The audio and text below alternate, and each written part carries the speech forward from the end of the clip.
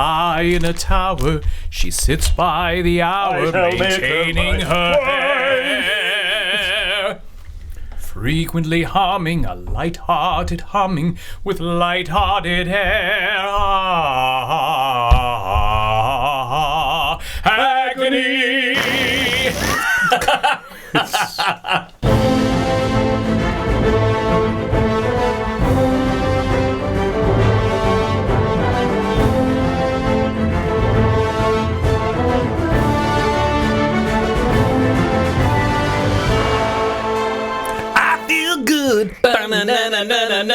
I knew that I wouldn't now.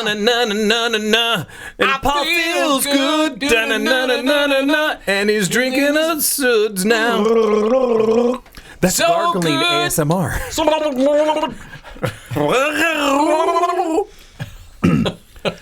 Hey everybody, this is Justin Bowler of the Nope. Hey everybody, welcome to the Movie Guys Countdown Show. Nope. Hello and welcome to the Countdown Movie Show. That's what I was gonna say. I'm Sean Blodgett of Creative Motion Entertainment. That's Paul Preston of Creative Minds, and I am Justin Bowler of the World. This is fucking terrible. Starting over. All right, just start it. Hey everybody, welcome to the Countdown Movie Show. That is Sean Blodgett of Creative Motion Entertainment. and Paul Preston of the Movie Guys. You know them from the Movie Guys Countdown Movie Show. that's right, and I am Justin Bowler of the World.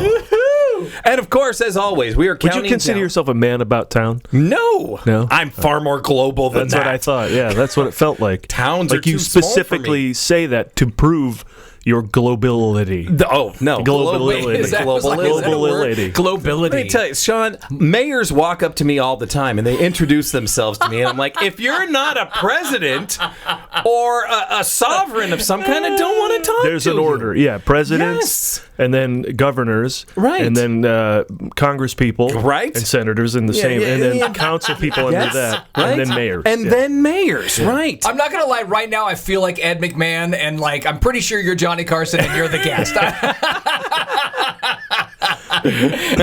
Shut up, you hockey puck. Wild stuff. Oh my God. Weird and wild stuff. Now, of course, we are counting down. We're the Countdown Movie Show. So we count down to fantastic movies coming up by taking a look at all of the movies that preceded them within that series. For example, in the past, what have we done, Paul? Oh, we did Star Wars to begin. We did Indiana Jones. We did the Ghostbusters franchise, Deadpool, all of the Tron, Superman, Avatar.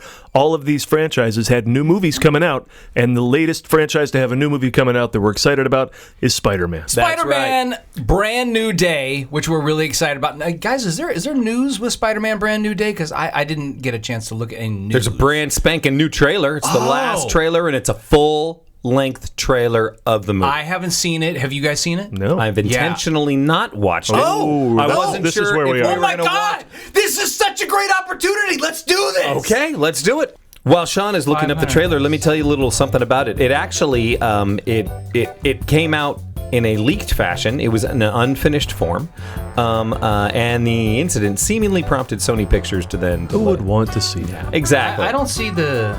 I The don't first see one- trailer did its job, ramping up hype for the film, giving fans an official glimpse of what's next in the line in Peter Parker's story, as well as a clear look at the movie's street-level villains. However, the second trailer for Spider-Man Brand New Day has unexpectedly followed suit. It was released in multiple forms, including low-res bootlegs, watermarked HD versions, and audio leaks. Sony Pictures officially responded to the leaks by removing various trailers from different platforms with copyright takedowns. Yeah, it doesn't sound like we should be watching it yet. Okay, let's not. Great. I love this. Let's not. Yep. So our announcement is nothing. But well, the leak came from someone who had who had seen an early cut with unfinished VFX effects and temporary music, and it revealed major twists, including. And I want to hear it. I don't want to hear it. Stop it. And that's what happens at the end. So you got me all excited here because I went to Marvel's YouTube page and they got the new trailer for X-Men I 97 literally season did the 2. same Like thing. I want to see did that. Exactly This the is true. same thing. Yeah. Yeah. So there it is. So that's a whole lot of nothing. All right. So that's There actually is stuff to catch up on about this. For example, what has come out since the last time we all hung out? Came out, dropped everything. We would have had a chance to see everything. It is all of Daredevil as well as the Punisher movie that came out. Oh, the one shot. Yes, the one shot. The One Last Kill. Right. Did either of you see any of this? No. I watched One Last Kill. You didn't watch Daredevil? Oh, I finished Daredevil. Yeah. Sorry. Daredevil was fantastic. Oh, yeah, it's great. In fact, it made me. Did we talk about this before? Ranking your favorite MCU characters. Yes. So that's what made me put Daredevil number 2. Yeah. Daredevil number 2? Cap, Daredevil, Tony, Wolverine. Cap is your first? Yeah. Spider-Man's my first. What'd you think That's right. of Yeah, we talked about this. the Punisher movie, One Last Kill? It's a mini movie. It's only about 50 minutes, I think, and it's good. It's Bernthal doing his thing, and so I don't know that he necessarily really sets up much for the new movie. I don't think he does at all. Yeah, but it's fun to just watch him go around and kick ass. I mean, the body count is off the charts. The body count, it's definitely John Wick-ish in that regard.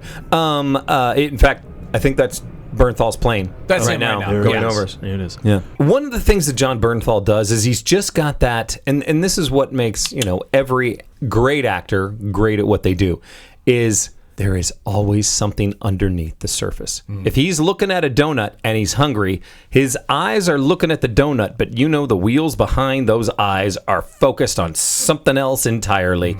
Like he is just that entire one shot. He is dealing with some stuff. There's like some major PTSD. What is this on? Is this on Disney? Yeah. Mm-hmm. But it also doesn't pick up where we last left him, which was the end of Daredevil season 1. Season 2. No. You missed season 2? I did see season 2. When does he get out of he's not specifically shown, though, getting out of prison in season 2. We're just supposed to assume that he did? I guess. I mean, because, he's obviously not in the prison anymore. I just thought we would have seen something else. But the other thing that came to mind as I was watching this one shot was, how do they bring him into a Spider-Man film? Such a different beast. It is. It's a different tone. It's different emotional baggage. I mean, it's, wow. Because One Last Kill is heavy. Yeah. It is a very heavy film. But do you feel like the Spider-Man Brand New Day is going to be heavy? No, I feel, not at all. Oh, really? No. And he's not heavy in the trailer, too. He's like... Spider-Man is just downplaying his heaviness. Right. Exactly. Shut up, go home. Hitting him with, he's shooting and doing his gun, but Spidey's like, get out of here. I feel like there's going to be a little bit more of a heaviness to this film. I mean, I think he's going to be, he is grown up a little bit more. He is going through some major personal issues and dealing with life alone. I think I think we're going to see a little bit of darkness in this version of Spider-Man that we haven't seen before, because Tom Holland does such a great job of playing the youthfulness of this character. Well, I welcome it, because we had the first 3 Spider-Man movies and he was in high school. Then we reboot it and he's in high school. And I'm like, okay, he's Spider-Man. Right. Can we see him be a man? And I love the fact that we've followed Tom Holland long enough now where he seems to be transitioning into a man, and we'll have man issues, adult issues. And so I welcome that. Yeah, although, I agree. even going along with that, what happens after he is Spider-Man, which is a little bit answered by Spider Noir. Have you been watching that at all? No. I don't have. I know. I didn't watch it either. I gotta get my money to Bezos. I'm at like episode 4, and I gotta tell you, I am loving every. Oh, I'm sure it's great. I'm not just loving it because it's Spider-Man. I'm loving it because I'm such a huge fan of film noir, and it looks so great, so great. Wait, are you watching it? So you're watching it in black and white? Of course I am. Yes. Yeah. No. Is anybody this is consuming noir this porn to me. in color? I mean, I know they have right, exactly. I'm like, no. When they did the trailer and then they had the color version, I was like, I don't want to see this in color. I want to see this. In black and white. I mean, I might watch it a second time and watch it in color. Right. There's a good friend of mine who is lifelong crew guy in Hollywood, knows everyone, has been everywhere. His name is Rick Carter, and Rick Carter always says, you light differently for black and white than you do color. He's like, you can't do both of them. He's like, so you watch Logan. He wasn't impressed with the black and white version of Logan, which I still was. I still loved it. Watching both versions, but I gotta see that movie. Interesting. I haven't seen that movie. It'll be really interesting when I go back and watch it in color. But yeah, Spider-Man Noir. Okay, not too much to talk about other than it's fantastic, and I highly recommend it. You got to give it a. And I know film noir is also not for everyone because it moves very slowly, and it is classic film noir of just like you got your femme fatale who's spectacular, and you've got your. I don't want to hear too much. I don't want to hear. No, it's just all. I have a feeling the private dick, and then you got your your heavies, and I know it's great. Yeah. The new season of Lord of the Rings, Rings of Power will debut. Then I'll pay Bezos his stupid money for a month, watch all of that, watch all of Noir, and then ditch it again. I just couldn't get into the Lord of the Rings. That's pretty good. Television series? It is fine. spectacular. It's really well done, and I just didn't care. No, it's really, really good. Yeah, no, I said it's really well done. I just didn't care. I'm feeling you. Is he Welsh? Elrond? He's Welsh, I think, is what he's so good. Oh, that dude, So- Robert Aramayo. Yes, so he's charming. the guy who plays the guy with Tourette's that he got all these awards for, and then showed up at the. They brought the real guy to the British awards, and when they had a moment. Yeah, but his performance as that real life guy apparently is spectacular. As well. Good Omens 3, I got to get to too, because I can't say it. I would watch those two. I'd watch them read the telephone book, and I bet it's spectacular. Yeah, no? Any love for Good Omens 1? Oh, there's too much TV, dude. Here's the thing, though. Paul always says that, and he's this is what I'm going to challenge right now, you to. now I'm not seeing Beef. I'm not Beef season 2. I'm not seeing Margot's Got Money Troubles. I'm not seeing the Gilded Age at the pace I would like. Yeah. There's so many shows. I'm not watching Half Man, the new Richard Gadd show, and Baby Reindeer was awesome. So, I mean, there's just too much. Here's the thing, though. This is what I'm going to challenge you to do. Because I think also Good Omens, I think it's only 6 episodes. It's quick. And it moves fast. It's worth it. Well, I just watched Wonder Man like that because it's a short episodes, and it was great to burn through that. And Reggie Jenkins. Good Omens. Watch. If you... you will know inside of 20 minutes if you're going to continue with this show or not. In fact, it doesn't even take that long. I think it takes like 8 or 9, but it's just like something happens, and then we get to the two of them, and the conversation that they have is like, that's the show. And if that conversation between those two actors doesn't make you go, I'm in, and I'm probably going to sit here for the next 6 hours and watch it right now. If it doesn't, then it's not for you. But man, oh man, God, they're so good together. All right. I'm proud of myself because I just finished Your Friends and Neighbors. Oh, season 4 of season 2 is where I'm in. Episode 4 of season 2. Yeah. It's still good. It lacks the whodunit. The first one kind of carried through. Now it's just, here's a bunch of crazy stuff people do in the suburbs. I just love me some James Marsden. I have loved James Marsden since he stepped into the limelight. Like, the guy is just so talented. He's unbelievably talented. He's unbelievably charming. And you see him do all these crazy different kinds of roles. Like for him, the jury duty thing for him to play himself, he was fantastic in that. Yeah. And then it's just, oh my God, he's just so good. So fantastic. I finished Maul, the first season of Maul, Shadow Lord. Oh, yes, How was it? I thought it was fantastic. I thought it was better than Mandalorian and Grogu. The movie or the series? Yes. Okay. No, I mean, I liked The Mandalorian. It was fine. It was good. It was a good show, but the movie was only okay. Yeah. And Justin and I were talking about it on the way up here. I have a lot of complaints about it, not the least of which is only Star Wars movie that doesn't have the words Star Wars anywhere on the screen ever. Like, I do not... I never saw the words Star Wars on the screen. Right. Only Star Wars movie to have opening credits. That right out of the gate. Is that right? Rogue One and... Rogue One pops on. Oh, it's a Star Wars story. Rogue One pops on. Yeah, and they you're go straight right into it. It's like Mad Max. You hit the ground running. They didn't even have that battle scene. Right, I don't even think they did the opening title until after the first sequence in Rogue One. Solo, they did not an opening crawl, but that was the first of the we're going to kind of set it up with a couple of lines fading onto the screen. This is what's going on. This is what, So they did do that, I think, in Mandalorian and Grogu. They have kind of a setup of what's happening. And it was fine. It was well made. It just felt like it was supposed to be the next season, and they didn't want to make the season, so they made a movie. Without a surprise that all of us were expecting something. Yeah. You can't follow up with a movie version of a show that brought back Luke Skywalker in his prime and watch prime Jedi Luke Skywalker take out all of those AWR super troopers. I mean, come on. Just destroying them, the greatest thing ever, and then you have a movie and not have any big surprise. I mean, don't get me wrong. I don't know what you to put in there. I don't know who you could have put in there. But what would have been better than Luke? I don't know, more Luke? I don't know. I think a story that tied into something that mattered. Well, you're not wrong there. I mean, that was one of my biggest complaints about the film is just it didn't even, there was no reveal.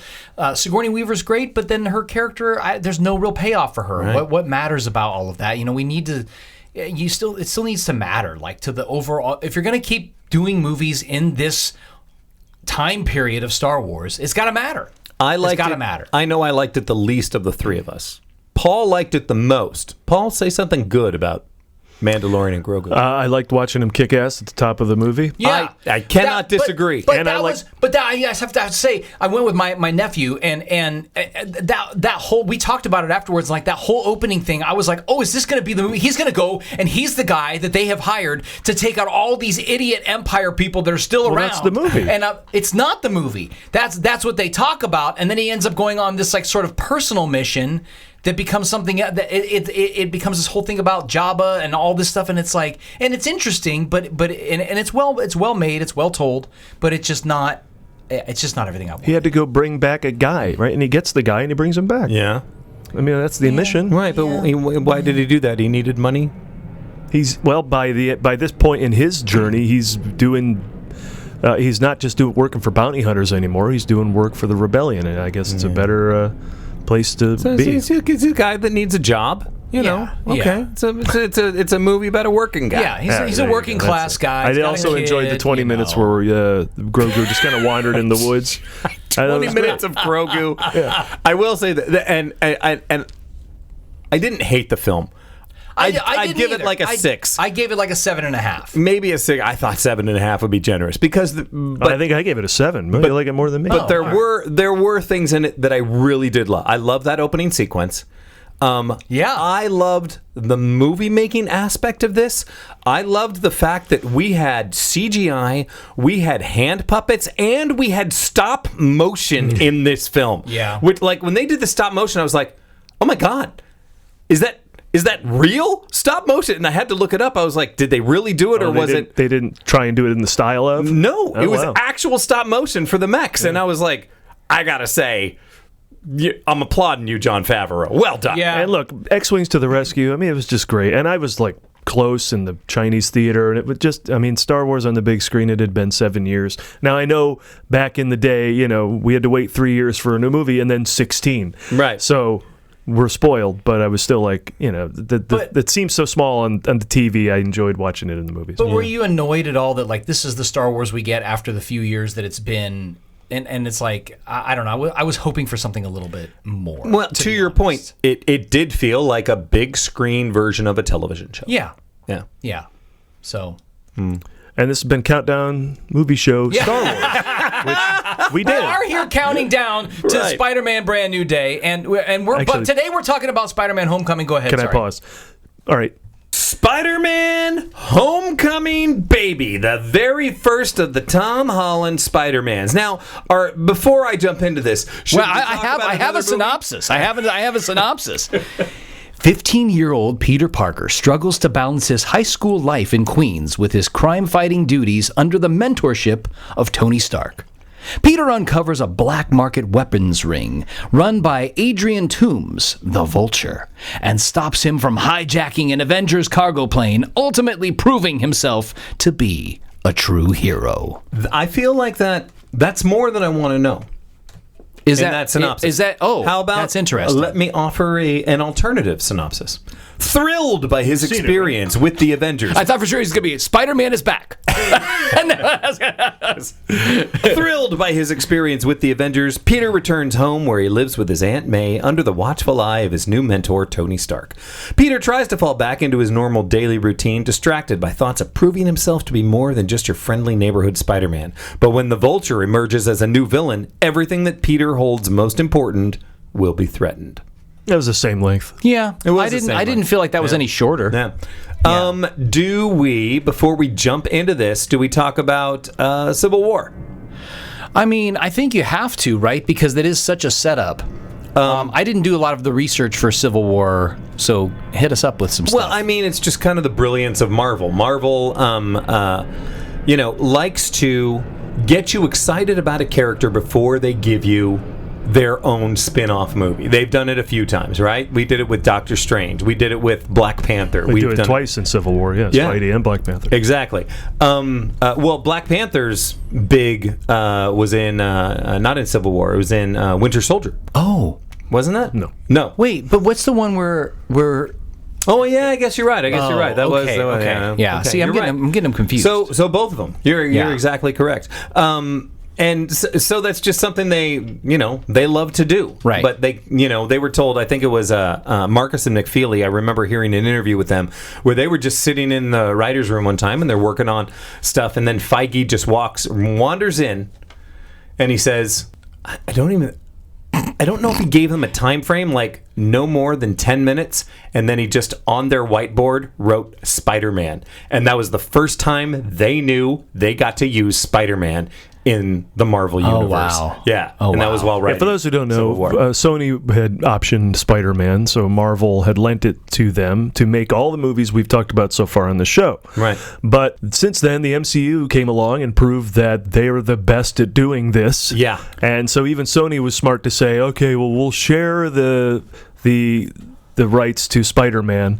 And so technically this is a release by Columbia Pictures. Do you want to hear the actual deal that they have? Ooh, yes, that please. Is crazy. Please. In 2015, the two rival studios struck a historic, unprecedented deal. Sony retained the film rights, financed the movies, distributed them, and kept 100% of the box office revenue. Marvel Studios' Kevin Feige would produce the films and act as the creative leads to seamlessly integrate Peter Parker. Disney got to use Spider-Man in their ensemble films, like Captain America: Civil War, and kept all the lucrative merchandising revenue. Oh, interesting. Okay. So that is how they broke down the deal. Fascinating. Hulk was the same way. Universal had the rights to Hulk. It still does. So yeah. So they Wait, can't is that make true? they can't They make a still solo Hulk movie. You'll notice after the Incredible Hulk, he's just shown up in the Avengers. Right. Wow. He's not allowed to be a Hulk film. It can be so and so's film that the Hulk is in, which is why Ragnarok is so much fun. But I mean, yeah, there's no. There will never be a Hulk Not movie unless Universal says not unless Universal makes a deal with them that's similar to Sony. Wow, that's great. I was struck by the 100%. I thought it was like maybe 80-20 or It's like, wait, what? It's like which is also going to the Hulk thing. It's just like there are some fantastic Hulk stories out there. I mean, we've essentially already done Planet Hulk with Ragnarok, and that's probably the best. But I mean, man, if we were to see the Hulk Wolverine movie take place, that's something. Did you watch the Hulk when you were a kid, the TV series? Oh yeah. I just love. Side note, you will appreciate this. So I don't know if you remember a television movie. After that had finished, they made a few television movies. I think so. With Bill Bixby and Lou Ferrigno. Yeah. One of them was called The Trial of the Incredible Hulk. It was actually the last of them that they made with Bill Bixby. Oh. It's a 2-hour one. Who is Bill Bixby's lawyer, or who is Bruce Banner's lawyer? It's actually David Banner. In the David Banner. Matt Murdock. This was the first on-screen live-action version of Daredevil to ever be made.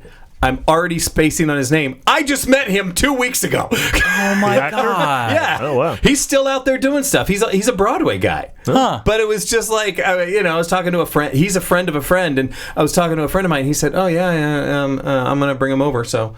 I'm going to bring over my friend, and then he started listening to some of his credits. I was like, "Well, I know Heathers, but I haven't heard him sing or anything like that." He's like, "Here's something you might be impressed with. He was the very first live-action Daredevil," and I went, "You mean from Trial of the Incredible Hulk?" Which gives you an idea of where my fanboy kicks up. Oh my God, that's brilliant! Totally cool. That is pretty brilliant. Funny. I mean, first time we saw Thor too, right? On that show. I think so. Yeah. It's funny though that these other companies won't let Marvel, at least creatively come in and take over. Like, even if they had to share, why would you not want to be a part of this hugeness and all of these great stories that are being told? Because clearly when Sony does its own thing, with any Spider-Man world. It's like, For reference, what is- Morbius, yeah, Madam yeah. Web, Kraven the Hunter. Right. yeah, I mean, like, you're like, what are they? And then on top of it, some of those are amazing characters that I would love to see in a Spider-Man film, and now you're using them in this way, and it's like, well, I don't sure know where to put this. I'm sure it's because they're saying, you're going to take the money and I'm not going to get as much money as I want. I want all the money. Yeah. So what are you going to offer me? I didn't know that's what that deal was. Yeah. And that seems like an insane deal. And I can only imagine that deal was approved because Feige went in and said, listen, this is going to be great for us if we make this deal with Sony. Yeah. And we get all the merchandising. You now get Spider-Man in all of your theme parks. You now, you can sell everything that you want. The one thing I don't understand about the merchandising tie-in, if you go to Disney California Adventure and there's the whole, Avengers campus and all of that stuff, and there's the Spider-Man area, all of the Spider-Man stuff that's in there references basically Disney animated Spider-Man stuff. And I don't really understand that. There's not really anything in there for fans of Spider-Man. Because that's what I'm sure they have the rights to. I think that must be what it is. Yeah. That they just but they already have the rights to merchandising. So I don't know why they're not tying it into the movies at all. They don't. Maybe they don't seem Sony to would do want more that, money. but- Rex Smith was his name, by the way. Rex no Smith. kidding, plays- Rex Smith? Yeah. Wow. Oh, did you know that? Well, Pirates of the Penzance. You are correct. he was in Pirates that. of Pirates of Penzance. Pirates of Pirates of Penzance was With Kevin first of all, Kline. I He was did in that show when I was a youngling, and then secondly, I fell in love with that movie that with he was Kevin the- Kline, Kevin Kline and is the I mean, greatest. oh my God, I mean, Do you know who played? Arthur, was that his name? No, what was his name? I don't think much of our profession. Anyway, I can't remember. But he was Kevin Kline, and he were the leads of the movie. Do you know who played Kingpin in Trial of the Incredible Hulk? I do not. Burgess Meredith. Close, except it's the Burgess Meredith of Indiana Jones movies, John Rhys Davies. what? He played Kingpin. Although I guess if you were to say the Burgess Meredith of Indiana Jones movies, you'd mean Malcolm, right? Denholm Elliott. Yeah. Marcus. Marcus. We did the Indiana Jones show without you. Without then you me. came in No, after that. I was to do thinking Malcolm Ghostbusters. McDowell. He came Let's in at move the on end to play Indiana Jones. He did. Yeah. Oh my gosh. But this is just simply the greatest thing to happen to Sony's Spider-Man I ever. agreed. And perhaps the greatest thing to happen in Spider-Man history Period. ever. Because, now it doesn't matter. Great. You take Far From Home, take No Way Home, take Homecoming. They're all big deals, but we got them for Civil War, Infinity War, and Endgame going Absolutely. forward. And it's like thank God they do. 100%. And what's fun about it is Tom Holland is a great actor. Yeah. And he's a gymnast and a dancer. Yeah. And he just embodies Spider-Man. I mean, he I don't think anybody's played him that was so literally him already. Yeah. He did so many of the stunts. And the first guy who's ever done a Brooklyn accent. Or Bronx accent. Yeah. No, it's Brooklyn. He's from Brooklyn. Yeah. right? Queens. He's Queens. There Yeah. you go. Caps from Brooklyn. Caps from Brooklyn. Which, once again, such a great moment. Sandwich. Yeah. Where are you from? Queens. Bronx. Brooklyn. Whatever. Yeah. Marcus. It is. It, Dialogue? Did they have three things that they said? I don't I'm understand. telling you, it is cemented in my mind. It meant so much to me. Yes. Rex Smith. But I will say, as a fan of New York in general, I think they did a good job of capturing some New York moments. The thing with the sandwich, with him ordering the sandwich and going in there and having the little exchange and all this stuff. I mean, it's just so. It's so New York. It's so. I just love that moment. Yeah, as much as I enjoy the fact that they're leaning towards Spider-Man now being a man, Right. Going back to 2017 in this film, I mean, Holland's great at the gee whiz, Peter Parker, and the wonder at things that he can do and the things he's given to do more with, and just being amazed by them as we are is really, really a blast. And that's because, as you mentioned, he was a great actor first. Yeah. I don't know if you ever saw a movie called The Impossible. Go and watch it with Naomi Watts. He should have been Oscar nominated for that movie. And, of course, for his years playing Billy Elliot on stage. He's a great actor. I agreed on all of that. The moment when the Iron Man suit pulls him out of the water, and he's like, oh, you put a heat, and he puts the heater in. He's like, oh, that's so nice. It's just like his reaction is just so honest, and you're just like, God, this kid, such a throwaway line, and you believe every second of everything that he's doing, of everything that he says. It's just so Activate so instant good. kill. No, I don't want to do that. I don't want to do that. Yeah, I don't want to kill anybody. Yeah, and it had to be fun doing the ADR too. Oh my God, right? What? No, Mr. Stark! Sitting in a room. Oh yeah. I want to get video of him going, whoa! In the opening sequence, I'm not hugging you. I'm just getting the door. Right. Yeah, and once again, going back to so many brilliant moves on the way that they brought him in. One, bring him in Civil War. Give him his fight scene, right? Get us hyped about Spider-Man before he gets his own movie. Two, we don't need the origin. We got it. We know it. Yes. Everyone on the planet knows how he got his Spidey powers. But the 5,000 questions from Ned is brilliant. Oh, yes. Do you lay eggs? Yeah. Absolutely. Do you spit venom? Or something like that. His reaction. No. So don't do that. In Civil War, he's awesome. And then how do we even tie that in? Our whole opening sequence is him doing a vlog for himself of Civil War. Yes. So spectacular. You can't show that anywhere. Right. Yeah. And of course, Jon Favreau killing it with every single moment, just absolutely brilliant. Where's your suit? That whole all of that stuff. This is Happy's best work. This is Jon Favreau's best work as an actor. That's Happy. It's fantastic. It's just so good. July 7th, 2017 was the release date. Budget was $175 million. It had made $117 million on its opening weekend. Wow. Almost, more than half its budget back in its opening weekend. That does not happen anymore. You said 175 for the production budget, right? Yeah, that's what I got. Did you do the marketing? I did not. $140 million. Holy crap! So surprised. Yeah. So I still made $500 million over. Yeah. But still, it's like, and then I don't know. I guess they had promotional tie-ins. I think they made $140 million just on promotional tie-ins. For domestic overall, $335 million. International, $546 million. Worldwide total, $880 million. Did you know that Robert Downey Jr. was? He made somewhere between 10 and 15 million for this. And I'm like, wow, that's a lot for the amount of screen time. Oh my God. That he's not even there with Tom Holland. I was going to say, exactly. Right? Yeah. Like, wow. It's crazy. Yeah. It makes me wonder, okay, how much did Pedro Pascal get paid for Mandalorian, right? Oh, I'm sure, because it's actually him. Did you notice that actually Brendan Wayne is third billing? Did you catch that? No. Brendan Wayne, the guy in the suit, got third billing on Mandalorian and Grogu. Pedro Pascal only has his helmet off for what?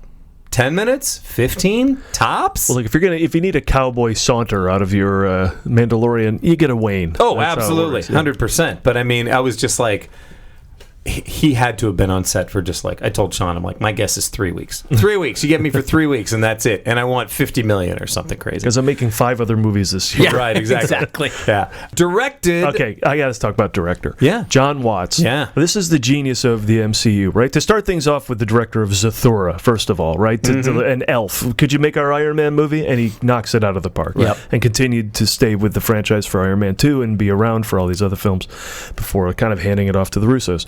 And so here they picked the guy who directed a movie called Clown, about a guy who dresses up as a clown for his kid's birthday, but the clown suit is haunted and it becomes this whole horror movie. Like, why would you think that guy could ever do all these movies, including No Way Home, and make the biggest Spider-Man movie of all time, one of the biggest movies in Sony's history, and they just know. Yeah. They just know. Now, kind of like the Russos, he's ventured outside of the MCU and he's been okay. Skeleton Crew, The Old Man. I never saw Skeleton Crew, The Old Man he produced. Wait, he did Star Wars? I thought he directed a couple of He may have. Wait, he did the Star Wars Skeleton Crew show? Yeah. Oh, nice. I enjoyed that show. There's a feature he made, though, that was not like what's the Russo brothers movie that went straight to Netflix, all about... Oh, yes. Cherry is good, but there's another one they made that was not so hot. Anyway, now they're going back into the MCU because they're like, well, we better go kick something out of the park here, so they're making Doomsday is a smart choice for them. But Watts made another film that was like, okay, but boy, when he touches the Spider-Man movies, it's gold. Yeah, absolutely. The Electric State. Yeah. Yeah. That one, everybody went, maybe another Marvel movie? And they said, we probably should. I was like, okay. Yeah. La la la. And obviously he uses the capital of the excellence he's shown directing these Spider-Man movies to get into Star Wars now, too. Of course. So, I mean, well, good on him. Starring Tom Highland. Tom Highland. Marcus lady. Highland. Tom Holland, Michael Keaton, Zendaya, and Robert Downey Jr. And may I say, Marissa Tomei and Jon Favreau and Gwyneth Paltrow and Zendaya and Donald Glover and Laura Harrier and Tony Revolori with and Bokeem Woodbine and Tyne Daly and Abraham Atta from Beast of No Nation and Hannibal Buress and Martin Starr and Michael Chernus from Severance and Michael Mando from Better Call Saul, Logan Marshall Green from Upgrade, Jennifer Connelly, Zach Cherry, Stan Lee, Chris Evans. I mean, the cast in this is bonkers. It is bonkers. Which, we've been looking at a lot of different Spider-Man movies thus far, right? With all our different Spider-Mans. We got Tom, we got Andrew, we got Toby. So I was thinking it might be real fun to take a quick divergent train here, and I want you to guess which Spider-Man was in each of these movies. Some of these are very easy, some of them not so much. Okay, go. Yeah? Go. I'll give you an easy one to start. The Social Network. Andrew Garfield. Oh, Andrew Garfield. That's right. Yeah. Okay. The Great Gatsby, 2013. Leonardo DiCaprio. Tobey Maguire. Tobey Maguire. Exactly what I said. By the way, this could have been very hard, but I actually went to the trouble of lowering, making them much easier. He's looking at me when he says all of this. I should let you answer first. Uncharted. Sean? Yes. Tom Holland. Tom Holland is correct. Oh, wait, is that the one with the pirate ship? It is. Yeah. Oh, I love that one. Yeah. I don't know that I loved it. No, I mean, I love it in like an adventure sense, right? It's not a great movie, but like it's just a fun It is fun adventure. popcorn. Yeah, It and is you're just fun like, popcorn. and some of the visuals of that film, you're like, this is really kind of bitchin'. Yeah. It's not a great story, Right. nor is it. We've surpassed all laws of physics, but that looks cool. Yeah. A pirate, 200-year-old pirate ship pulled Why out of not? the water, floating Why through the air. not? Of course, that wood is going to hold up. Here's the thing: Goonies never say die. That's right. Hacksaw Ridge, Sean. Ooh, yeah. I'm sure that was great. Andrew Garfield. That is correct. Exactly. Sean, Seabiscuit. Oh, Tobey Maguire. All right. Cherry. Oh, Tom Holland. That is correct. Good underrated movie. Tick, Tick, Boom. Andrew Garfield. Great Wow, film. Look at that. It is a fantastic film. You want to see the singing and dancing, that's where you go. That's great. Pleasantville. Oh, Tobey Maguire. Very good. The Devil All the Time. Andrew Garfield. Tom Holland, a long lost pandemic era movie that just kind of went straight to streaming, and that movie is awesome. I've never seen it. What is it about?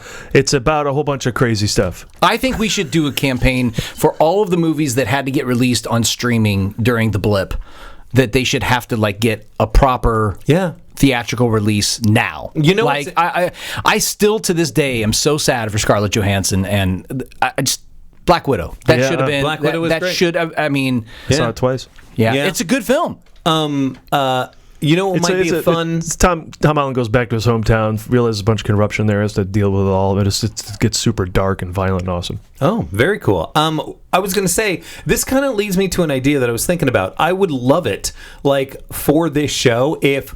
You know, we talk about lots of different movies. We talk about how awesome they are. We on our tangents and things like that.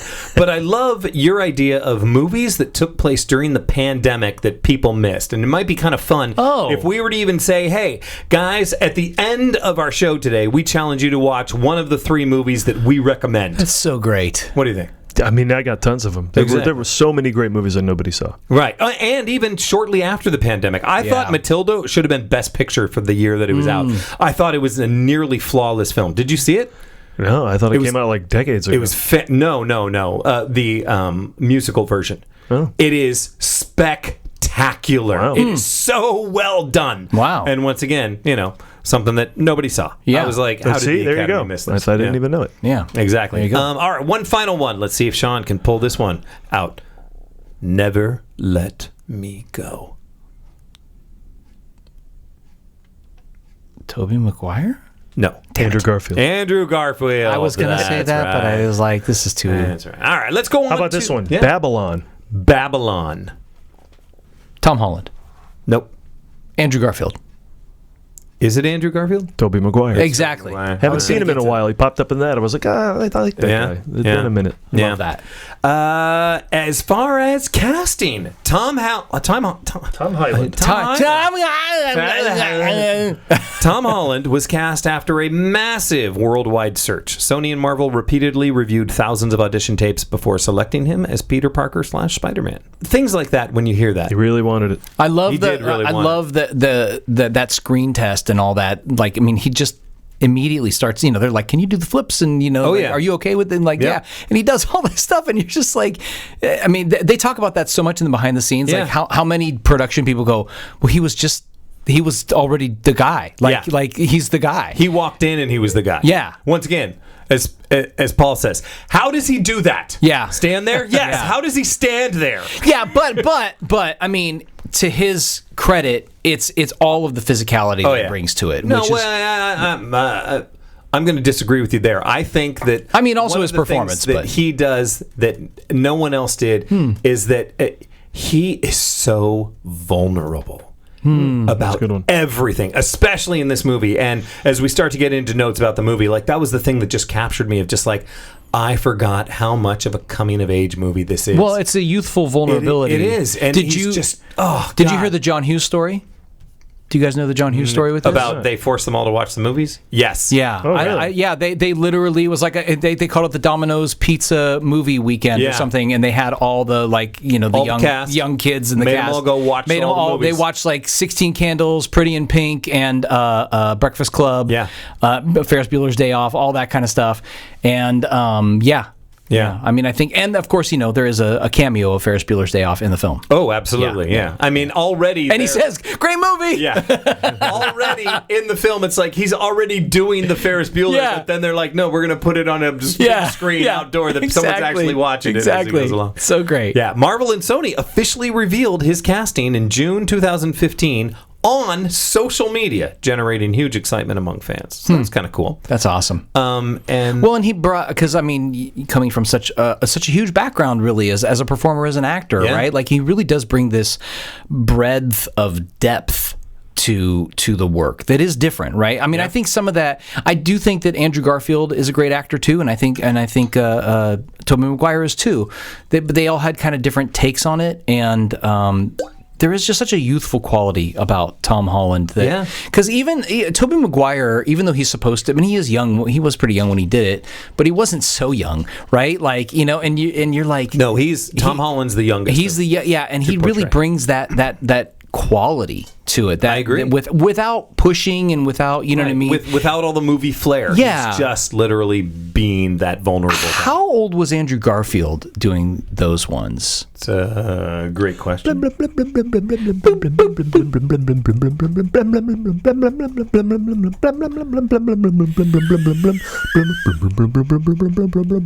is that from?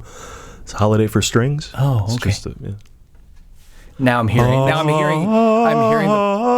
Tobey Maguire, 26. Okay. When in the original Spider-Man hit theories. Andrew Garfield, 28. What? Yeah. Interesting. Yeah. When you're grungy. Yeah, you get away with it a lot. You get away with it. Plus, he was lanky. Tom Holland was 19 for Civil War. So there you go. Wow. Yeah. So, I mean, he was a kid. Yeah. Yeah. I mean, fantastic. Michael Keaton, first and only choice for Vulture. Oh my God, Legend. He's just so good. America's sweetheart. Did you hear the story about him on set? No. I think it was I want to say it was like one of the first scenes that Tom Holland had with Michael Keaton was the scene in the car. That was his first scene that he had to do? And Michael Keaton was messing with him. Like full on trying to intimidate him. Oh my God. And so anyway, I just thought that was a fun story. That's fantastic. Yeah, that's awesome. That is Keaton fantastic. can play anything. He really can. And he there was a long stretch of time where Hollywood didn't know what to do with him. He showed up in like Jackie Brown, and then he's like Jack Frost, garbage for like 17 years, including Jack Frost, including White Noise. All these movies you don't know what they are. Although if you ever saw My Life, holy moly. Yeah, I think that was before Jackie Brown. I agree. So Yeah, then Birdman comes along and he does Birdman and Spotlight, 2 Best Pictures, and he's like, okay, I got the cred critically, and then he turns the wisest move to turn and get the box office cred with Homecoming. That's right. He's just a legend. I have to bump my story too, just to say the other thing he did in the middle of that scene was he would kind of whisper to him, and he would just go, "I'm Batman." I love that. I love that. So that's fantastic. Yeah, he's absolutely amazing. And one of the things that I had forgotten, and I hadn't watched this film in a while. Yeah. I've watched it multiple times, but it's like it's been a bit. I've seen this film the most of any of the Spider-Man movies. Definitely. Yep. And in watching it, I was just like, I forgot that he's a sympathetic character. He's just a guy, he's got this construction company, and right off the bat, it's taken away, because of Stark, by the way. Yeah. Yeah. I mean, talk about I hired trucks, I hired crew. These people got families, Yeah. They do a good job of that whole setup. I mean, that entire opening of that film isn't even Spider-Man. It's all just the Vulture setup. Yeah. And it's just so well done. So well done. Yeah, it's brilliant to take the PTSD from war, whether it's in New York or Segovia, and deal with that, but then also deal with the other fallout. And this is another way to deal with the fallout. And then the whole idea of stealing alien tech, it's all lined up perfectly. Absolutely. By the way, speaking of Sokovia, did you hear in the classroom? There's a moment when Ned's asking him questions in one of the classroom, and the teacher is saying, "All right, so the Sokovia Accords." Yes, it was the first time I heard of this. I was like, "Oh man!" Yeah, the actor who played the teacher, by the way, that guy is spectacular. Hannibal Buress? My God. So good. Good. Jacob Batalon? I think it's Batalon. Yeah. That was his first major film role. Oh, yeah, good it's for Ned. him. That was very cool. Yeah.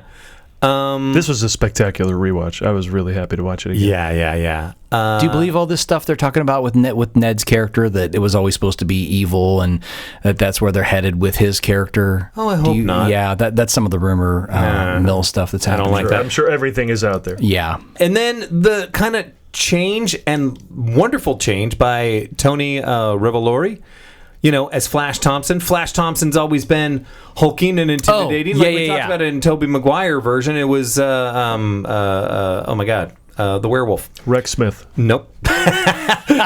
Robert Guillaume. No. Benicio del Toro. He played the Wolfman. No, who was the werewolf in True Blood? The big hulking guy. Oh, I don't know. Yep. No? God damn it. I hate this. Anyway, it was him. Who's a big, hulking, good-looking guy. And it's just like all of a sudden now we're making Flash a clever jerk. Yeah. Yeah. Like he's just a smack talker. Yeah, he is. He's a smack talker. By the way, throughout these films with Tom Holland, the Flash character has some very interesting character arc moments that are subtle and really lovely. Joe Manganiello. I always get it. Okay, that's the name wrong. Anyway, the Flash character has some great. You watched True Blood. Arc. I did. I don't think I made it all the way to the end. Probably not. No. Are you guys excited about the Street Fighter movie? By the way, I'm so excited. I'm not.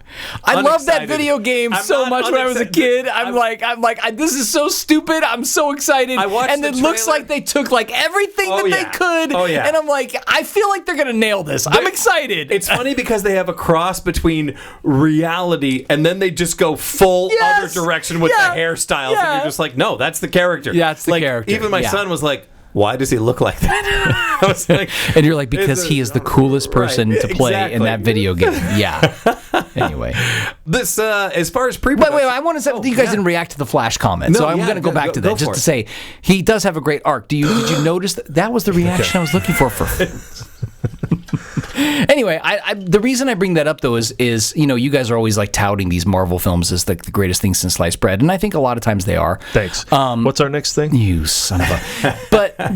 But it's these kinds of little details to me that make them so great, because it is a character that you can go, who the hell cares? He's the bully. Doesn't really matter. You don't need to justify it. Who cares? And they motivate it. They literally motivate this character's kind of crappiness, and you're like, What? Well, and That's I mean, amazing. You know, we've talked about this before. This is the brilliance of Marvel. We're not releasing the same movie again and again and again. Somebody gets bitten by a spider, or bitten by a tiger, or bitten by a beetle, or whatever. We're not going to keep doing an origin story that'll always have these 15 elements, one of them being the superhero landing. We're not doing that, even though they did.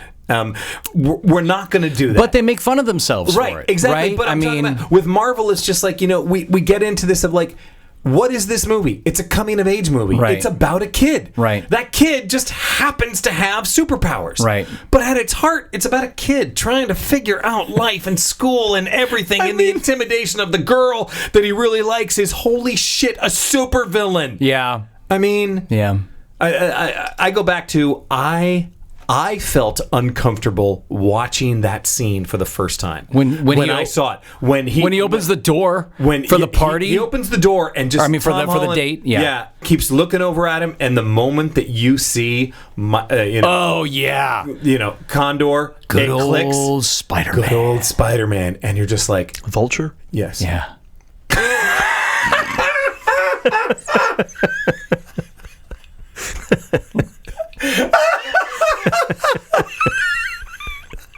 Condor Man is a whole other movie with Michael Crawford. It's fantastic. Oh my god!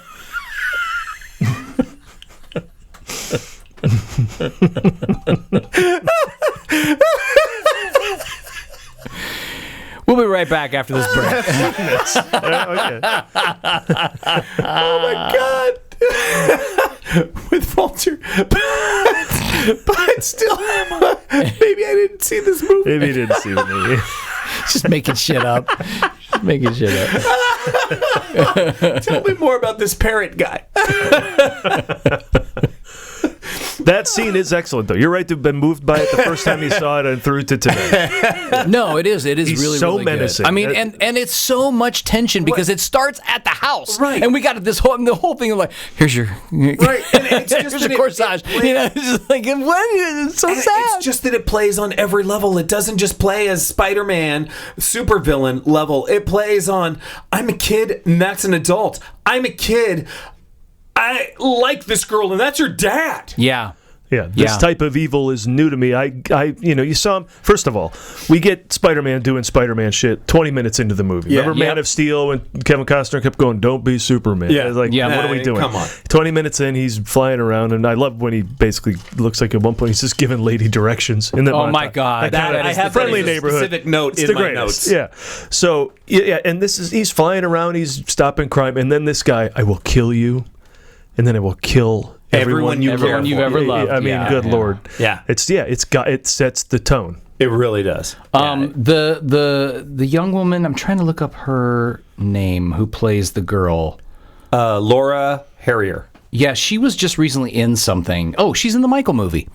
True. That's what I saw her in. There you go. And I was like, I'm so excited to see her because I thought to myself, because of course the storyline eventually switches all over to Zendaya, and which is great, but and it's funny too because like clearly Peter Parker has a type that he's attracted to. He's like, oh, all right, that is right, hilarious.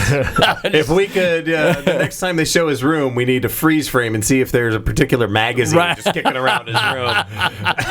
But that girl was so good in that role. I mean, that was one of her earlier roles as well, as I recall. She's so fantastic, and I was wondering where she went. Anyway, I was happy to see her in Michael. She went so through good. an extensive audition process before actually being selected. Like, they really put her through the ringer. I'm sure. Because she was so new.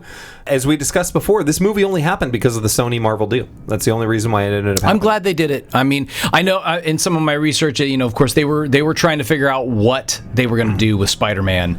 And the MCU, I mean, Disney was... They were chomping at the bit to get Spider-Man. So I don't think it's any accident that it all... came together, and I'm sure it was a lot. I'm interested to hear when we get to it, because it wasn't the last Spider-Man movie. It was Brand New Day that Tom Holland was involved with the deal making. Is that correct? I have no idea. Okay, because there's one where Is he producing now or something? I don't know if he was producing, but I know he was involved. Like, he literally got on the phone and was like, guys, we got to make this movie. And there was some sort of rift between Sony and Disney at that point, and he was the one who, I think, got, maybe I'm remembering this wrong, but I thought that was what I heard, that he got on the phone, was literally like, guys, I want to make the movie. Like, can we make the movie? And he kind of made it happen. So anyway, there you go. I was trying to find if there was John Watts, in order to get the job, he had actually created what he called a mood reel that he presented. He said, this is what I want this to feel like. I was trying to see if I could actually find it online, and I cannot find it online. But there was a reason why they chose him, even after something like Clown, and it's because he absolutely wanted to be the person to do this, because he had a brand new take on it. He had a vision for it, for sure. They specifically wanted a villain that had not been used. Hence, they turned to Condor, because no one's ever done a Condor before. I mean, but from our previous podcasts, we know that Vulture was always in the running. Yeah. You know? I love that outfit, man. Yep. Yeah. That whole setup with the wings and everything with was the so wings exceptionally and well the realized. aviator jacket with the fluff around, so it made it looks like the feathers around his neck. Like, so well done. Yep, they did a good job. Yeah. They did a good job. And his voice. Intimidating, too. Yeah. Oh, absolutely. The part where he shoots the guy with the gun and disintegrates him, he's like, the best. I thought that was the, no, boss, that's this one. You know what I the loved about that? anti-gravity Because gun. it was so heavy and, oh my God, he just killed someone. Yeah. And then it's just like, they took all the steam out of it, so you didn't absolutely hate him. Right, yeah. They're like, no, we're gonna actually have him, we'll have you hate him later. We're not gonna have you hate him here. Overall, this movie is super funny. Oh, yes. So much funny. Like, laugh out loud funny moments, which was nice. I also appreciated the fact that it was fun. It's a fun coming of age, a superhero coming of age, like everything about it, everything about him discovering, like, it's not about the suit, it's about him, and all of that stuff. And his, the other thing I appreciate too is from the point of view of a coming of age story, is this desire for him to want to be seen as an adult. This is such a desire for young people at that age, right? That they want to be taken seriously. Yes. And he's Happy's just constantly like, okay, yeah, thank you for the story about the bike and I got things to do. I just, all of that is just so great. And by the way, the whole thing I love that setup with Happy. They set that up earlier in the movie, that he wants to move up to being the guy who's in charge of all the stuff. Oh yeah. And then they pay it off at the end. And I'm like, well, such a subtle little thing that they pay off. Even Happy's got an arc. Yeah. The reveal of Ned, and as him finding out that he's Spider-Man with the dropping of it was just, it's just the greatest, fantastic. It's just the greatest. That's just great filmmaking. We're focused on him, and it's like he's got to get back into his room without anybody seeing him. And it's just like, that's where all of our attention is can he get back in? Can he close the door? He's able to close the door. He drops, and then there's Ned. Yeah, like, it's just, it's funny. It's like, it's how we introduce Ned to us as, okay, he's going to end up being our guy in the chair at some point, and he's able to be our comedic foil with asking all the questions. I mean, so well done. And they return to that moment at the end of the whole movie with Aunt May finding out, which is a very funny moment. Oh my God, Marissa Tomei, just so, I mean, of course she's beautiful, but she's just so good too. She's so good at being honest. How many people could have actually said, I larb you. Right? And made it funny. Right? It was so great. It's honest. It's endearing. It's not larb enough to larby.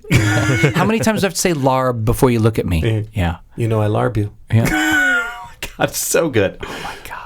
Yeah. So amazing. Yeah. The very next note that I had was, this movie is mostly about how hard it is to be a teenager, especially when that teenager happens to be Spider-Man. So good. Fires on all cylinders. The line of the movie for me is, I'm nothing without this suit. If you're nothing without the suit, then you shouldn't have it. Absolutely. I mean, this coming from the guy who's done a ton of stuff without a suit, including Iron Man 3, which has come out, I think, by this point, where he doesn't have the suit half the movie, and he's still a hero. Yeah. That's what he has to get through to Peter. Yeah. Yes. And that sums up the movie. It's him trying to prove that he can be something, and if you're not that, then this isn't for you. I always go back to that moment in Infinity War. I brought it up 100 times, where they're all in the temple, the Doctor Strange's, whatever it is, and here come the two goons who work for Thanos, and people are running the other direction. Tony comes out, walks towards the trouble. Right. He's got nothing but his sunglasses. Yep. He eventually hits a button and the armor comes out, but just he walks over there because that's where the trouble is, and he's going to handle it. Yeah. You know? And so I watched that and I go, he's such a hero. That's such hero stuff. Yeah. You know? So, if Peter's got to learn that, he's got to learn that. Yeah. Also, too, the score in this is heroic. Well, Giacchino, who to me is this generation's John Williams. I think he is. I think he's up there. I mean, he has been writing themes and doing so much stuff. I mean, of course, I was a huge fan of Lost, and he did all that score. But one of the standout scores for me was Rogue One. And I don't know if you guys know the story of Rogue One and the score. No. But there was an entirely different score, and they like scrapped it like near the end of production. Like they had a month or something like that. Score typically comes in. Yeah, but not like a month before you're gonna like release the film. Right. Like he had a very short amount of time that he had to do the score for Rogue One, and he came in and nailed it. And if you sit and listen to that score, not only is it beautiful and original, he does all these wonderful homages and all these little subtle moments to John Williams. And, Absolutely. And yet he has these moments that are clearly his moments, and they're beautiful. So he did such a great job on this score. Top of the film, instead of the Marvel sound that we hear, what do we hear? Spider-Man. We hear this. An orchestral version of Spider-Man over the Marvel. Yep. Fantastic. Yep. Yeah. I don't think he'll ever top Star Trek 09 and up, but I'm glad he's still around. That Fantastic Four was first step score was great. Star Trek. It really was. You're not wrong about that. Fantastic Four. That Star Trek, that opening sequence is, I think, one of the greatest.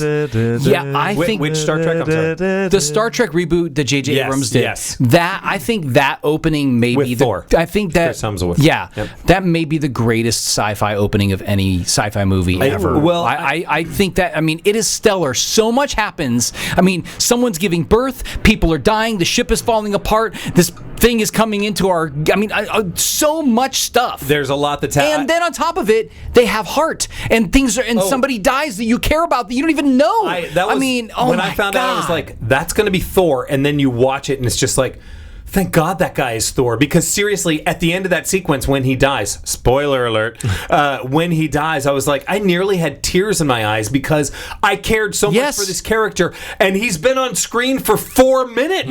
Yep. Yeah. Just absolutely spectacular. By the way, have you guys seen the trailer for the new? I don't know if J.J. Abrams directed it. He did not. But it's a new Bad Robot film. Did you see this with Ewan McGregor? At the end of Oak Street, I think it's called. Yeah. And Anne Hathaway. Yeah, it's a big sci-fi Cloverfield looking thing. He produced but did not direct. I can't remember. I just was like, Did he write it? I saw the trailer and I went, I don't understand this. Like, what are we doing? Well, he's wrapping it up in mystery like he always does, hoping that'll bring you in, and then all will be revealed. But then you see some of what they're. I mean, the dinosaurs and the. Is that what they are? Yeah, they show it on the trailer. Okay. Yeah, I mean, it's. Yeah, I mean, they might not be. I don't know. Well, okay, all right. This was They're almost, monsters, for sure. almost a fun fact, but I had some other ones, so I'm going to say it now. Kenneth Choi, right? He plays Principal Morita, the principal in the school. He also played one of the Howling Commandos. He was in Captain America: Civil War. Nice. So they brought him back to do it, but Marvel doesn't like to have people play the same role. So in the background, in that shot, it's not even that much in the background. It's like on his desk, shown very much there. You can see him as a photo of the Howling Commando, indicating that like he's his great grandson or grandson or something like that. That's awesome. Like it was a very nice touch. It was very cool. By the way, the Cap cameos. Oh my God, are so funny. So and I'm pretty sure this guy's a war criminal, but Hannibal Buress is like, so your body's changing. I hear you. That's happened to me. So funny. Yeah. Wait, does he say that? Is that the line? Does Oh my God, I didn't realize that's the line. It's a total so throwaway. funny. Your body's changing. I get it. I've been there too, or something like that. And then they cut away to whatever. This is the very first live-action Spider-Man where the costume has resizable visors, providing more expressiveness to his appearance. Oh, yeah. Yep. Speaking When he of first puts it on. Speaking of the costume, there was a thing in the research that was like, apparently the way it was designed, very difficult for, like, it was one piece. So, like, in order for him to drink water, he had to take out the, like, eye. And like they had put a straw down. Literally, they put down a straw so that he could drink any kind of liquid. That's crazy. Yeah. And the other thing that's interesting, speaking of that, because I'm sure that was all very exhausting, I'll tie this in. The Spider-Man poster of him like laying down in costume. Yes, I know about this. Do you know about this? Oh, yeah. Am I stealing a fun fact? No, you can go. But basically, it was something that a set photographer took because Tom Holland was just literally exhausted, wearing the Spider-Man costume, fell asleep in between takes or whatever, and he took a picture of it. And then the marketing people saw it and they were like, "We're using that." Yeah, that's our poster. Speaking of the suit, Peter Parker is shown wearing boxers when he jumps into the suit, but Tom Holland was like, "No way! I had to wear a thong, a very uncomfortable thong the entire time." He's like, "That thing was skin tight." I love all the new tech Spidey's outfit has. It's cool. It's fun. I mean, I love that we discovered as he does sometimes too. Yeah. What is that thing when his spider flies off his chest, flies around? Yes, I love that he has all of these gadgets, and it's some sort of marriage between, Iron Man and Spider-Man, and obviously we're heading towards this where this storyline's going and all this stuff. It's really well done. Yeah. Oh, and by the way, the idea of having Iron Man as sort of his Obi-Wan Kenobi, is good. I think that helps the story. This is a great tie-in because this actor approached Kevin Feige and said, "If Michael Keaton turns this down, I want to be your Vulture." That man? Ewan McGregor. No. Oh. Mark Hamill. Mark Hamill wanted to be Vulture. What do you think about casting for that? I would have loved him as great. that. I think he's perfect. That's a great role for him. It would have been because he is, once again, the nice guy that, no, you can't take this away from me, and now F you. Michael Keaton had specifically said at one point, his take on it was, there are a lot of people out there that say, and Tome says this, "Why not me? Where's mine?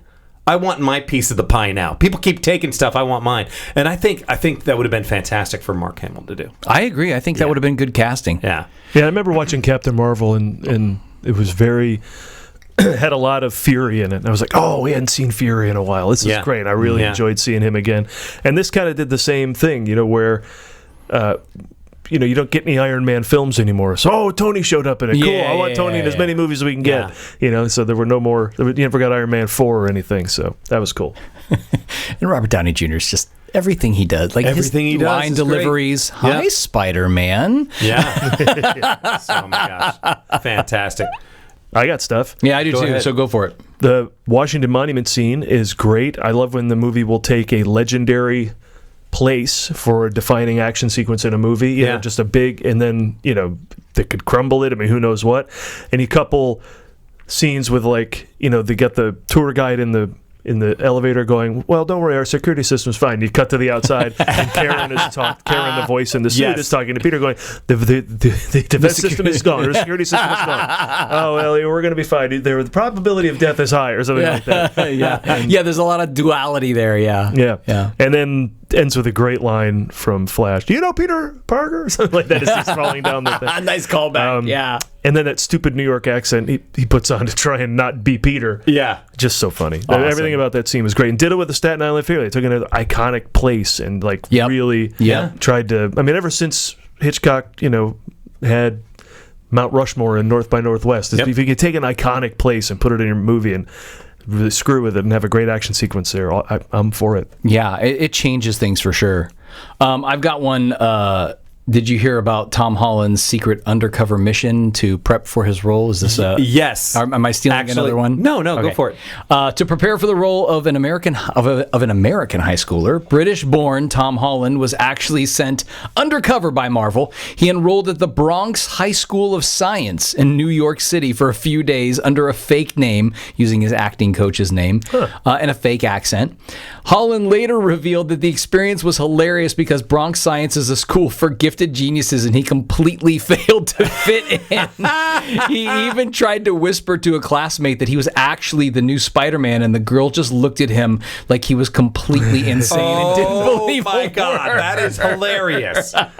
I'm really here as the new Spider-Man. I love that so much. Sure, yeah. Oh, I love that so much. You're failing. That's funny. And I'm not going to help you.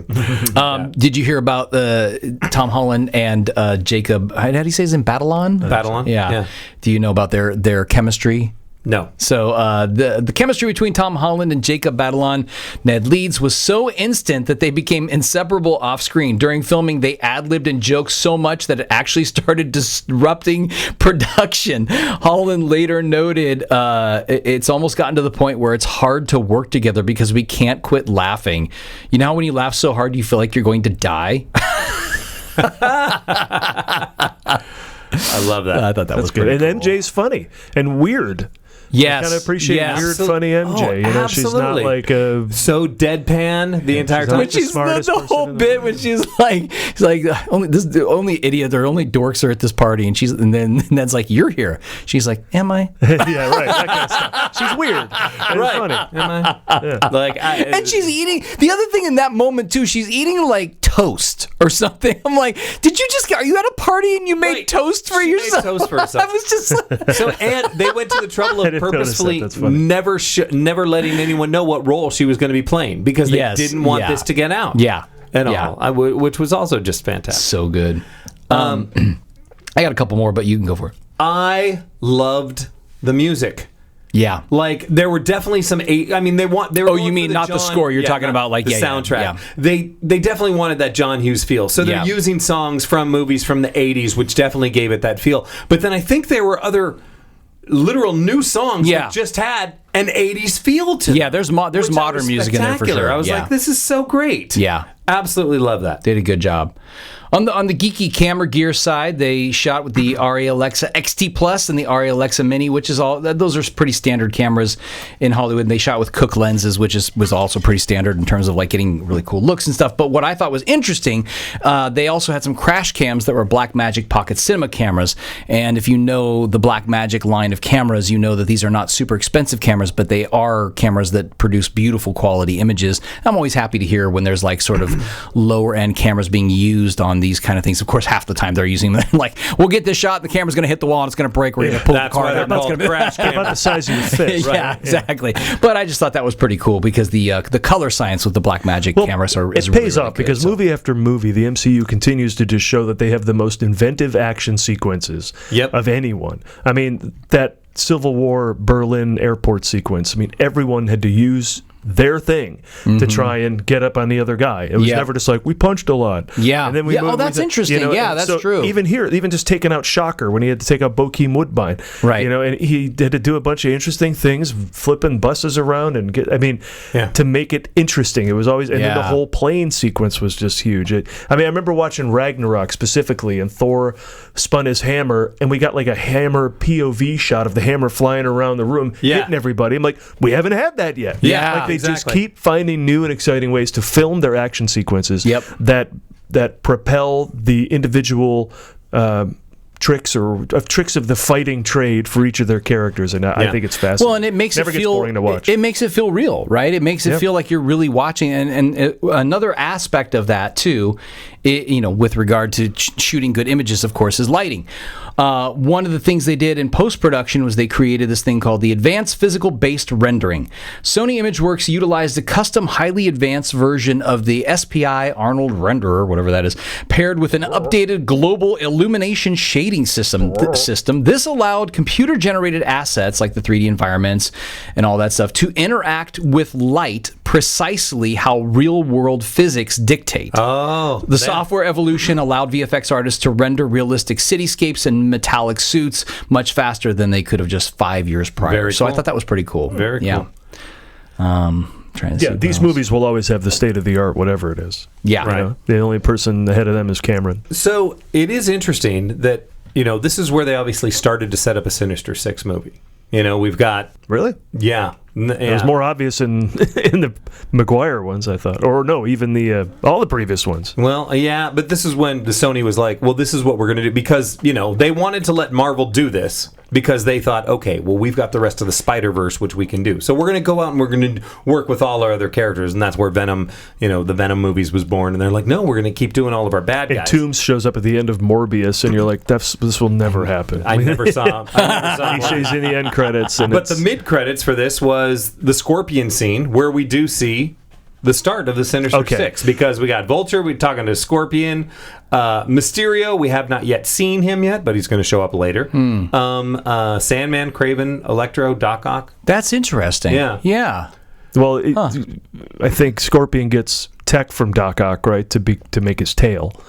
I think in the comics, and so we will see him in Brand New Day. I've seen Michael Mando. I didn't know Michael Mando really? until Better Call Saul. Dead. Better Call Saul. Totally different movie. Yeah, and I love him. I never knew he did anything before this, and watching Homecoming, I'm like, oh, he plays the guy that they want to get want to do the weapons deal with, and so he shows up, and that's going to pay off 11 years later, or like 9 years later, however many years later they filmed it. Then Cap comes on to teach you about patience. Yes, exactly. It's just the best. It'll be interesting. Never doubt Marvel. If we do get that Sinister Six, the original Sinister Six were Vulture, Scorpion, Mysterio, Doc Ock, Electro, and Sandman. We have not seen Sandman, Kraven, Electro, or Doc Ock unless we're talking about other films. Wow. So it'll be interesting. But if they to see did something like that, it would be like a Suicide Squad thing. Like it would be like the Bad Guys movie, right? Well, it might be Holland versus all of them. That's but we saw Doc Ock and we saw That's Sandman. what I'm saying. We did within these. So I mean, I don't know if you can from have different other universes. I don't know if they would use the same one. It would be weird to just have him show up at all, because it's like, well, we already saw that guy. Yeah. Are we ready for some fun facts? Yes. Fun facts about Spider-Man Homecoming. When Paul was mentioning people that were in this movie, he mentioned Jennifer Connelly. What? We didn't see Jennifer Connelly. Who was Jennifer Connelly? Oh my God. The suit lady. Hey, suit lady, turn it off. She's Karen. Is. Absolutely. She voices Spider-Man computer Karen. Her husband, Paul Bettany. I'm today years old when I found out that they were married. What? I missed this one. What? This is a great fun. That's a fun fact about Spider-Man Homecoming. Son of a. She was also cast because of her appearance in the John Hughes produced Career Opportunities, and Homecoming pays homage to Hughes High School films. Well, there you go. She was also previously cast as Elizabeth Betsy Ross in Hulk 2003. Yes. Donald Glover, for years and years and years, had been trying to be a Miles Morales. Just has... God, he'd have been fantastic at it. He'd have been so good. I'm not going to lie. I would love to just see... I mean, I don't know how old he's now, but God, I again, back to Spider-Man Late being 40s. a man, right? Why can't Miles Morales why can't we just have Miles Morales? Why can't he be a man? He could be a man. Doesn't have to be a little kid. He is currently 42 years old. Yeah. Yeah. He was actually in this movie. It was cool. I knew about that. It was cool to see him in this movie. But did you know that his character specifically mentions that he has a nephew? Yes. And in the comics, his character, Aaron Davis, is the Prowler. And the Prowler, his nephew, is Miles Morales. Oh, that's really That's true, interesting. because they show that in the animated. Oh, Yep, and he is getting the like alien stuff or Getting the whatever. alien Like, tech to oh, use that's stuff. Yep. very interesting.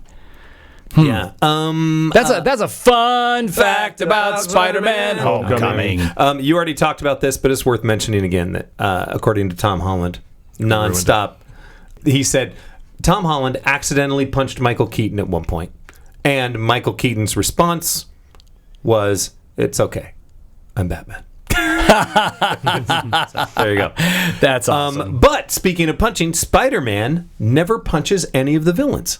He uses his webs, he counters his enemies' punches, and it causes them to punch each other or even punch themselves. He even kicks them, but he never punches them. Oh, that's interesting. It's not interesting. That's a fun fun fact about Spider-Man Homecoming. I really do like that though. Like, I mean, they're the moment in the ATM robbery when they keep trying to swing at him and he's just like moving his head, like like, hey, what is that? And that's all those like quips and everything, and he's like, it's so fun. It just they make him fun. They absolutely make him real fun.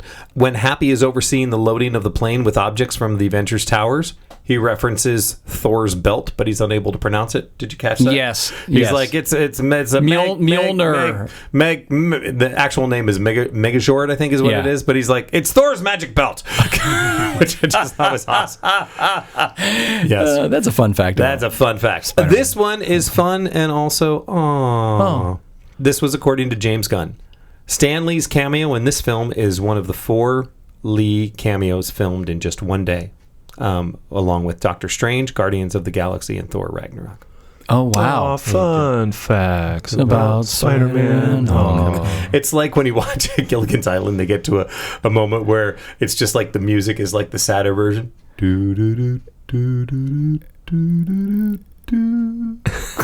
Yeah, absolutely. I was like, I didn't really realize what the hell you were singing until you got to the end, and I went, They all did that. Oh, They all did that. yeah. Brady Bunch do that. Yeah, too. they slowed it.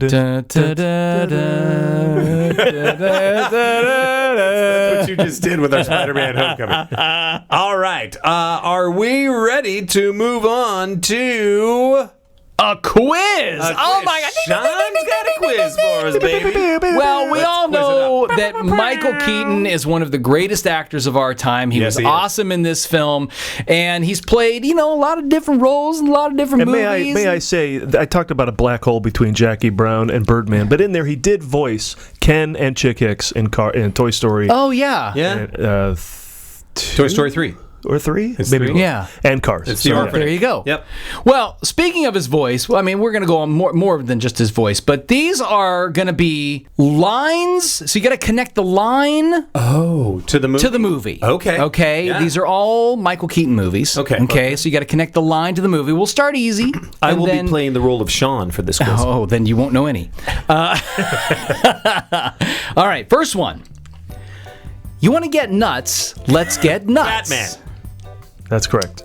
Didn't even get to get my list out, but thanks, Okay. guys. All right. Oh. Because I had a bit in there. But that's Okay. all right. No, let's hear it again. It's okay. Did you have an AI generated? I did. Yeah. No, that's all right. Screw it. Oh, wait, are these multiple choice? These are multiple choice. Oh, I didn't know. No, I want to hear the multiple choice. I'm going to get more. All right. You want to get nuts? Let's get nuts. A, Beetlejuice. B, Birdman. C, Batman. D, Flatulence Man.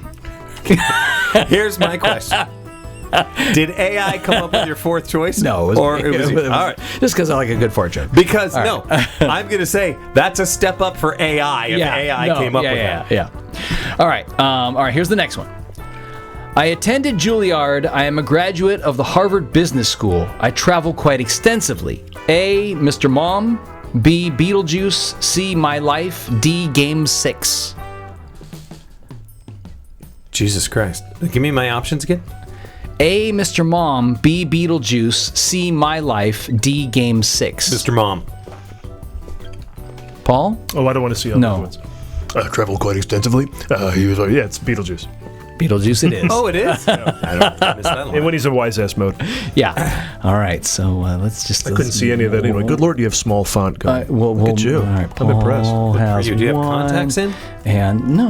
Wow. And Justin has none. I got Batman. Oh yeah, you did get I mean, Batman. sure, all right. all right. All right, 1-1. All right, we'll go 1-1. I got that. Was it No. the first to chime in? But he did chime in. I get to I go know that's first, not and what if I get it wrong, I then was you get waiting. to go. I was patiently waiting for your multiple choice Well, comedy. See, thank you very much. You know what? Paul gets an extra point. What? That is not fair. I drove You know what? today. Paul just won. You want to stay in Burbank? Okay. All right, here we go. In Burbank?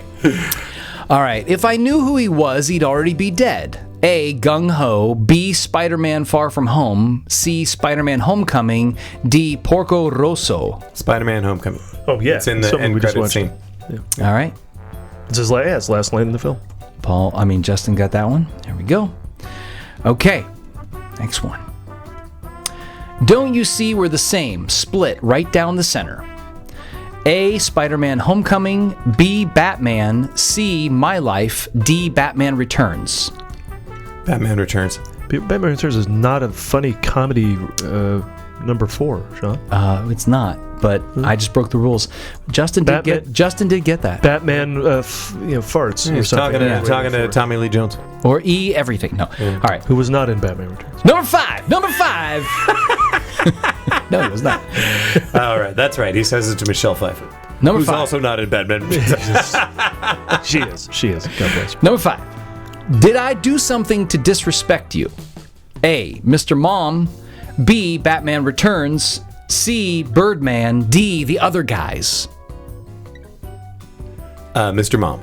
I think it's Birdman. Isn't he talking to the critic? It is Birdman. He's talking actually to the Edward Norton character. But, okay. Yeah, it is I'm a fucking actor. Birdman. Oh, it's so good. His monologue in that is the best. It is. It's really good. Yeah. By the way, for those of you that would like a kind of an in-depth idea about the ending of Birdman, there's a fantastic article written on the Movie Guys website. Oh. Yeah, I want to check that out. What that ending actually meant. Yes, Birdman ending explained. Yes. Written by Justin T. Bowler of the world. All right, I'm going to check that out. All right, that's fantastic. All right, here we go. I'll help you get this Superman, then you're on your own. Is it A, Justice League, B, Batman v Superman, C, The Flash, or D, Knox Goes Away? Wait, what were your choices? A, Justice League, B, Batman v Superman, C, The Flash, or D, Knox Goes Away? Okay, it's the Flash, Flashpoint. It's not just the Flash. No, it's the Flash. The comic is the Flash. Flashpoint Paradox. He's correct, because it's just The Flash. Yeah. It's just the movie. And Knox Goes Away is a great movie. If you haven't seen it, No. put that on your list. Put that in your list. I just want to point out that we have a tie game I knew currently. all We have of a these. tie game, everybody. So far, you've known all these. Let's see if any of these get a little harder. Maybe they won't. I don't know. I've got to give the American people something they can root for. A, Spider-Man Homecoming. B, RoboCop. C, Birdman. D, the kid down the street eating popcorn and farting. This is AI homage. I need all of that again. I got to give the people. I've got to give the American people something they can root for. Is it A, Spider-Man Homecoming, B, RoboCop, C, Birdman, D, the kid down the street eating popcorn and farting? Homecoming. I have not seen this one, but I believe it's RoboCop. You are correct. It is RoboCop. Yeah.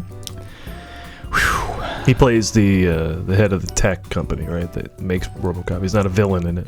Yeah. Or am I right? Yeah. He's OCP. Or he is the villain, he's but he's not the Boddicker. Yeah. Right. Yeah. All right, here we go. Hope the food's better in this joint. Is it A, RoboCop, B, Spider-Man Homecoming, C, The Flash, or D, Morbius? Give it again? Hope the food's better in this joint. Is it A, RoboCop, B, Spider-Man Homecoming, C, The Flash, or D, Morbius? Morbius. I'm going to say it's the Flash when he's in the mansion. Morbius it is. Morbius? Yeah, which is still I haven't seen. Well, Jared Leto, he's a dick. But if he'd like to come on the show, we'd be more than happy to have him. Oh my God. Okay. I write poetry.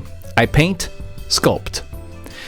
Is it A, Beetlejuice, B, Mr. Mom, C, The Founder, D, Batman? One more time.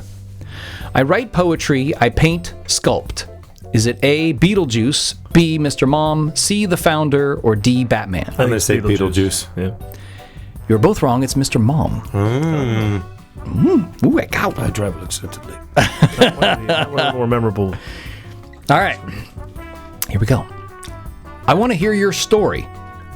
Is it A, Batman, B, The Flash, C, The Founder, or D, Beetlejuice? I'm thinking, I remember it as the Flash, but you haven't done the Founder yet, so I'm going to say the Founder. Same. Okay, you both got that one. Now I get it for being second. The rules are all over the map. I just I want go back to Sean a few shows ago. I did win the game, right? And we're still playing. All right, this is the tiebreaker. I only have one more. All right. This is the tiebreaker. Okay. Here we go. Let me tell you about the state championship game in Pittsburgh. Is it A, Mr. Mom, B, My Life, C, Gung Ho, D, the kid down the street burping, farting, and picking his nose while eating popcorn, potato chips, bananas, and a Salisbury steak? Gung Ho. I think it's Gung Ho's one. Yes, you both are correct, and you are both winners. Let's go, everybody! What? Both winners. I'm over here sweating bullets, and this guy's over here gnawing down on a Twinkie like Freddie Arbuckle. I mean, if we want to say if it was a ding-in, technically you did say Gung Ho first, I believe. Is that correct? Yeah, So sure. we'll say that Justin won. Funniest line that's ever come out of this. So I don't want to say the guy was fat, but he was like Freddie Arbuckle. No. I don't even remember why it was like what was the reference when we were like starting with Dennis that? Miller, but doing a timely reference. He was on the set of a movie we were talking about, one of the last Spider-Man movies. Or something. I don't know. No, I was talking about, I think it was because I was mentioning Oh, yeah. my interaction Correct. with You him. met him on a set. Yes. And then you turned it into what I don't know. It was like the 1930s. That's what he's going to reference. He's not going to reference Oh my God! the Well, Kardashians. damn. I think that's everything we were going to cover on this episode. Yes. All right. What? Rank them. Oh my gosh! I can. Yeah. Go. Spider-Man Homecoming.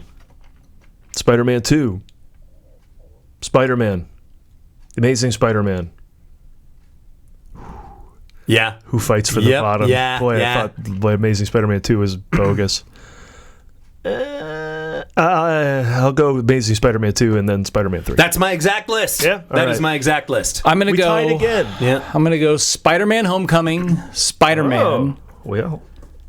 Spider-Man: Homecoming, Spider-Man, Spider-Man 2, wrong every Amazing, time. Amazing Spider-Man, Amazing Spider-Man 2, and then Spider-Man 3. Yeah, you just flip those Spider-Mans 1 and 2. 1 and 2. Yeah. You like one more than 2. Incorrectly, yeah. Incorrectly. Yeah.